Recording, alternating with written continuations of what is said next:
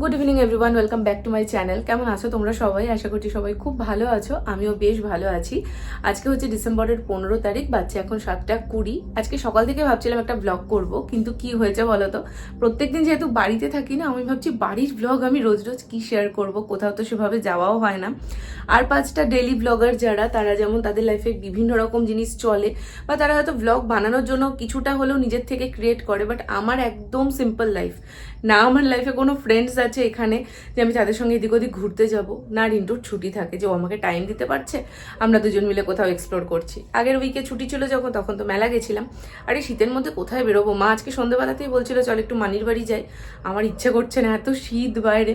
তো যাই হোক, আমার ঘরের ব্লগই তোমরা অনেকে বলো দিতে, তাই ভাবলাম একটা ছোট করে ব্লগ তোমাদের সঙ্গে শেয়ার করি। জানি না কি কি দেখাবো বা কি করব, তো চলো পুরো ব্লগটা তোমরা দেখতে থাকো, আশা করছি তোমাদের ভালো লাগবে। তবে হ্যাঁ, তোমাদের সাথে কয়েকটা জিনিস আমার শেয়ার করার আছে।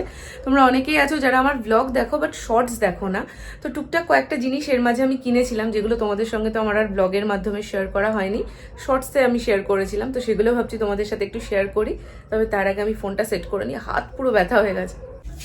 ব্লগ না বানিয়ে এমন অবস্থা হয়ে গেছে, আমার এই হাতটা না পুরো ব্যথা করছে। আমি আগে দুটো জিনিস বের করে নিই, তারপর তোমাদের সাথে অবশ্যই শেয়ার করব। সেদিন মেলায় গেছিলাম যখন, ইয়ারবাডস এ না গান শুনতে শুনতে গেছি, আর সেটা খুলে আমি এরকম সোয়েটারের পকেটের মধ্যে রেখেছি। নেক্সট ডে রিন্টু কাজে চলে গেছে, ওর ইয়ারবাডসটাতেই শুনছিলাম। তো কাজে চলে যাওয়ার পর ওর তো আর মানে মনে নেই, আর আমারও ওটা দিয়ে দেওয়ার কথা মনে নেই। দেখো সেদিন মেলা থেকে দুটো ইয়াররিংস কিনেছিলাম, সেটা এখনো ওই ব্যাগের মধ্যেই। তোমাদেরকে দেখাবো বললাম বলে বের করলাম। একবার চেক করে নি ব্যাগটার মধ্যে আর কি কি রেখেছি, কারণ এটা আমার খুব ব্যাড হ্যাবিট। একটা লিপস্টিক নিয়েছিলাম, সেটা কোথায়? আচ্ছা, সেটাও ব্যাগের মধ্যে। এটা আমার ভীষণ রকম ব্যাড হ্যাবিট, যেটা যার মধ্যে থাকে সেটা তার মধ্যে ডাম্প করা থাকলো আমি ব্যাগ তুলে দিয়েছি। দাঁড়াও, জিনিসগুলো সব বের করে নিই, তারপর তোমাদের সাথে কথা বলছি। ক্যামেরা সেট করে নিয়েছি, এবার তোমাদের সাথে অনেকটা গল্প করব। প্রথমে দেখা, এই আংটিটা আমি নিয়েছিলাম, যেটা আমি শর্টসে তোমাদেরকে দেখিয়েছিলাম, অনেকে হয়তো দেখেছো, অনেকে হয়তো মিস করে গেছো। এটা নিয়েছিলাম, আর পায়ের একটা অ্যাঙ্কলেট নিয়েছিলাম। পায়ের অ্যাঙ্কলেটটা পায়ে আছে, মোটা আর দেখাচ্ছি না, ঠিক আছে। সেদিন মেলা থেকে দুটো কানে নিয়েছি। সেদিন মেলাতে গিয়ে কানের দুল দেখে আমার মাথা খারাপ, এত হিউজ কালেকশন, আর প্রত্যেকটা চোখে লাগার মতো। 30 টাকা করে মাত্র দাম, বেশ কম্বোতেও ছিল, মানে অনেক কটা দেখলাম 3টে করে কানের দুল একটা মানে সেট হিসাবে বিক্রি হচ্ছে। আমি তো প্রথমে দুটো নিয়েছি, প্যাক করার সময় আমার আবার অন্য দুটো চোখে লেগেছে। আমি ওই দুটো নিতে বলছি, তুই আরো দুটো নিবি? আমি না না, আমি দুটোই নেবো। অ্যাকচুয়ালি নিলে নেওয়া যায়, সেটা কথা না, বাট মানে নিয়ে করবো কি এত কানের, কোথায় বা যাই আর কতই আর পড়ি। ওই কানের দুলের প্রতি আমাদের একটা আলাদাই ভালোবাসা আছে। দাঁড়াও বের করে নি প্রথমে। একদম এথনিক কানে নিতে চাইছিলাম না, আমি চাইছিলাম একটু ওয়েস্টার্নের মধ্যে নেওয়ার জন্য, তো দুটো ওয়েস্টার্নের মধ্যেই নিয়েছি।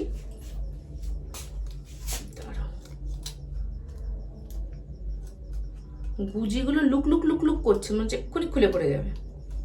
এই দেখো, এই একটা কানের দুল নিয়েছি। আচ্ছা, আমি তোমাদেরকে ব্যাক ক্যামেরা করে দেখাই, তোমাদের হয়তো দেখতে সুবিধা হবে। এই দেখো, এই একটা নিয়েছি কানের দুল, আর সেকেন্ড এই আর একটা নিয়েছি। এই দুটো কানের দুল আমি নিয়েছি।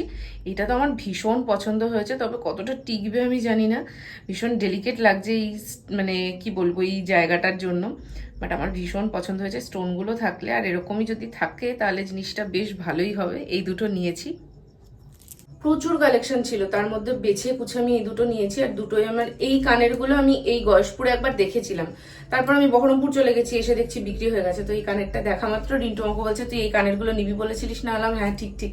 তো এই একটা নিয়েছি আর এটা নিয়েছি, কেমন হয়েছে তোমরা অবশ্যই জানিও।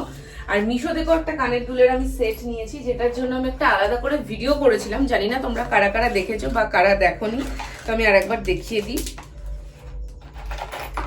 এটার কিন্তু লিঙ্ক আমি কমিউনিটি পোস্টে দিয়ে রেখেছি, তোমরা চোখ বন্ধ করে নিতে পারো যারা এরকম টাইপের ইয়াররিংস নেবে ভাবছো। ভীষণ ভালোভাবে তো এসেছে, সেটা পরের কথা, কিন্তু জিনিসটার কোয়ালিটিও খুব ভালো। দেখো এই পুরো সেটটা, এই জায়গাটা একটা চৌকো চৌকো ছিল, যেটা আমি পরে গেছিলাম সেদিন, তোমাদের দেখাই। এই দেখো এরকম এই চৌকোর মধ্যে, তো এই পুরো সেটটা আমার পড়েছিল কত, 132 কি এরকম সামথিং। এখন প্রাইস হচ্ছে 132, আমি লিঙ্ক দিয়ে দিয়েছি, গিয়ে তোমরা চেক করতে পারো। তো এই সেটটা আমি নিয়েছিলাম মিশো থেকে। আমি ওই যে ইয়াররিংস দুটো, ও দুটোকে এর মধ্যে রেখে দেবো। এরকম টাইপ ইয়াররিংস গুলো না এখন খুব চলছে, মানে কোরিয়ান স্টাইল ইয়াররিংস বলছে। এগুলো দেখবে ওয়েস্টার্ন ওয়্যার বলো, জিন্স বলো, তারপর নর্মাল, মানে এখন তো সব সময় দেখি সবাইকে বেশিরভাগ ওই একদম চাপা জিন্সের প্যান্টের থেকে ড্যাগি জিন্সগুলো বেশি পরে বা মমফিট জিন্সগুলো, ওগুলোর সঙ্গে কিন্তু বেশ ভালো লাগে। তো এই সেটটার মধ্যে আমার থাক, তাহলে কোথাও যাওয়ার সময় খুঁজে পেতে সুবিধা হবে। দেখছো, একদিক লাগাচ্ছি তো আর একদিক খুলে যাচ্ছে। মিশো থেকে একটা ব্যাগ নিয়েছিলাম। এই টাইপের ব্যাগগুলো কিন্তু এখন প্রায় সবার কাছেই থাকে, আমি জানি না দেখাতে পাচ্ছি কিনা। তো এটা হচ্ছে ব্ল্যাকের মধ্যে এরকম টাইপের শোল্ডার ব্যাগ। ভীষণ কম দামে পেয়েছিলাম আমি এটা, কত 150 বা এরকমেরও কমে আমি পেয়েছিলাম, আমার এক্সাক্ট মনে নেই। এটারও লিঙ্ক আমি কমিউনিটিতে দিয়ে রেখেছি, কারোর যদি লিঙ্ক লাগে কমেন্ট করো, আমি আবার দিয়ে দেবো, সেটার জন্য নয়। তো এই ব্যাগটা আমি নিয়েছিলাম মিশো থেকে, আমার নেওয়ার ভীষণ ইচ্ছা ছিল। আমার এরম টাইপের ব্যাগ একটা সাদা কালারের মধ্যেও নেওয়ার ইচ্ছা আছে, কারণ সাদার মধ্যে আমার কোনো ব্যাগ নেই। এবার ব্ল্যাকের সঙ্গে ব্ল্যাক দেখবে সব সময় যায় না, বা হোয়াইট বা বেজ কালার যেটা বলে না, ওটাও মাঝে মধ্যে লাগে। ভেতরটা এরকম খুব যে স্পেস আছে তেমনটা নয়, ভেতরে আবার একটা ছোট চেনও আছে। তো কোয়ালিটিও বেশ ভালো, মানে অ্যাকর্ডিং টু প্রাইস খুব সুন্দর। এই দুটো জিনিস মিশো থেকে আমি নিয়েছিলাম। আর একটা জিনিসের তো আলাদাই গল্প, দাঁড়াও আমি তোমাদের,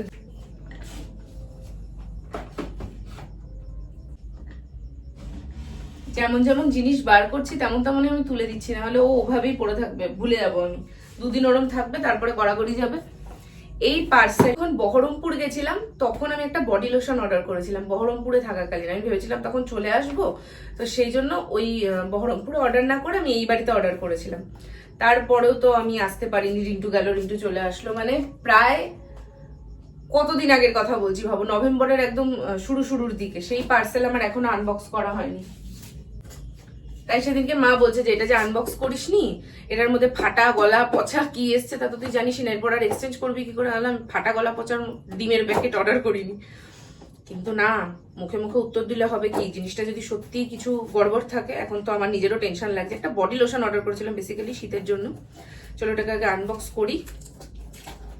আজকের ব্লগে কোনো কাজ নেই, কোনো কর্ম নেই, আমি শুধু আড্ডা দিতে এসেছি তোমাদের সঙ্গে। আচ্ছা, তোমরা না কমেন্টে জানিও মাঝে মাঝে এরকম গল্প করে আড্ডা দিয়ে যদি তোমাদের সঙ্গে ব্লগ শেয়ার করি, তাহলে তোমরা সেটা দেখবে কিনা। কারণ সবসময় কাজও তো থাকে না, আর সবসময় কি আমি রোজ রোজ একই কাজ দেখাবো। তো তোমরা যদি এরকম ব্লগ দেখতে চাও তাহলে আমাকে কমেন্টে জানিও। এই বডি লোশনটা অর্ডার করেছিলাম, ফ্লিপকার্ট থেকে নিয়েছিলাম। এটা আমার কত পড়েছিল বলো তো? এটার দাম আছে, আমার মনে আছে, এটা 400 ml এর বডি লোশন। এটার দাম আছে হচ্ছে 425 টাকা, বাট আমি 160 কি 180 এরকমে পেয়েছিলাম, যেটা এই মুহূর্তে আমি গুলে খেয়ে নিয়েছি।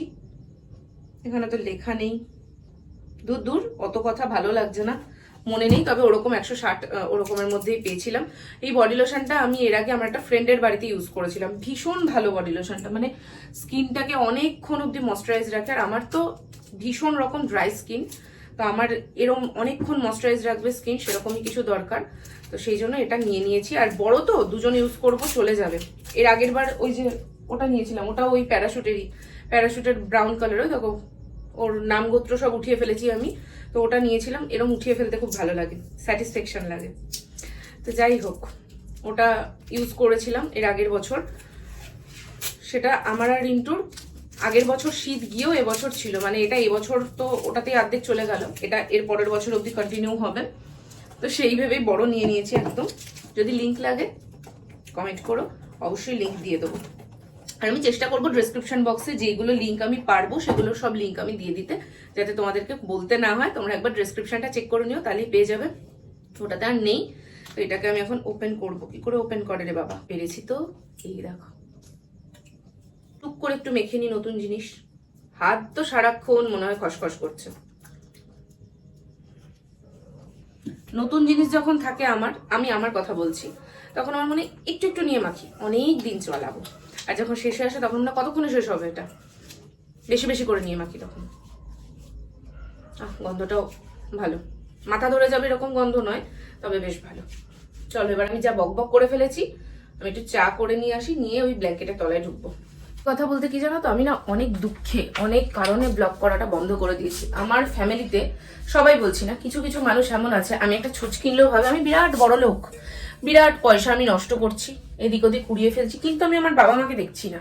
বাবা মার খুব কষ্টে দিন যাচ্ছে, বাবা মাকে আমি দেখছি না। আর আমার কোনো কিছুর চেষ্টা নেই, আমি কোনো কিছু করার চেষ্টা করি না। আর মানে কি বলবো, কথাও আটকে যাচ্ছে, কি আর বলবো। প্রত্যেকের বাড়িতে কম বেশি এরকম 2-5 জনকে পেয়েই যাবে আশা করি। তো এই হচ্ছে ব্যাপার, যে কারণে না আমার আর লাইফের কিছু শেয়ার করতে ইচ্ছা করে না। আর আমার লাইফটা হয়ে গেছে খোলা পাতা, মানে কেউ এসে একটা সুইচ টিপছে, পুরো আমার লাইফ সম্পর্কে 5-10 মিনিটের একটা ব্লগ দেখছে, যতটুকু আমি দেখাচ্ছি ততটুকু দেখছে, তার থেকেও বেশি বুঝছে, তার থেকে বেশি আরেকজনের কাছে কান ভাঙানি করছে। আর এদের কান ভাঙানির গ্রুপ একদম কারেন্টের বেগে ছড়িয়ে যায়, মানে ভাবতে পারবে না। মানে আমি দিতে দেরি গসিপ হতে শুরু, না হলে কেউ বলতে পারে। আমার মাসি আমার বাবাকে কি কিনে দিয়েছে সেটাও একটা আলোচনার বিষয়, আমার বাবা আমার মাকে কি দিচ্ছে সেটাও আলোচনার বিষয়, আমি আমার মাকে কি দিচ্ছি সেটাও আলোচনার বিষয়।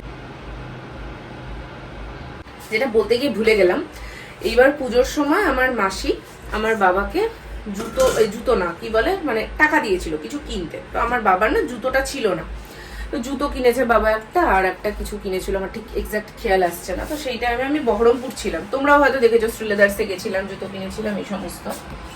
সেইটা নিউজ হয়ে গেছে, আমার মাসি তো আমার বাবাকে টাকা দিয়েছে, সেটাও একটা নিউজ, ব্রেকিং নিউজ, সেটা নিয়েও গসিপ চলেছে। মানে আলাদাই ছ্যাচড়ামি, বুঝলে তো, ভালো লাগে না।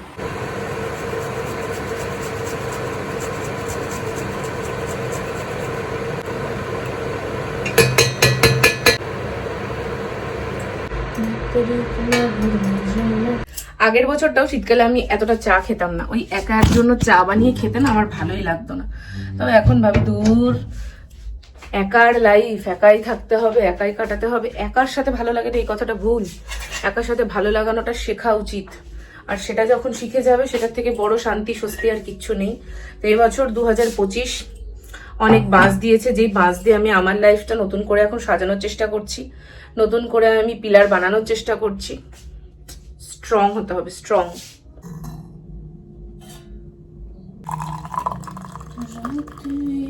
চোখে আমার পাশে নেই তো তুমি, যত নাই ছাড়া ঘুম আসে না। চা তো খাওয়া না যেন যন্ত্রণা, শীতের মধ্যে উঠে উঠে এত কিছু করতে না বিরক্ত লাগে। দাঁড়াও লাইটটা অফ করে দিই। চলো, এই ঘরটার কি অবস্থা বানিয়ে রেখেছি আমি জানো না। তবে সত্যি কথা, আমার লাইফে যদি ব্লগটা না থাকতো না, আমি প্রচন্ড ডিপ্রেশনে চলে যেতাম। একটা টাইম ছিল ব্লগটা আমাকে না জাস্ট বাঁচিয়ে রেখেছিল। মানে এমন না আমাকে এ বাড়িতে খুব মারতো ধরতো বা মানে ওরকম ব্যাপার না, বাট আমি বলছি রিঙ্কু বেরিয়ে যেত, সারাটা দিন আমার একা একা মাকে ছেড়ে ভালোই লাগতো না।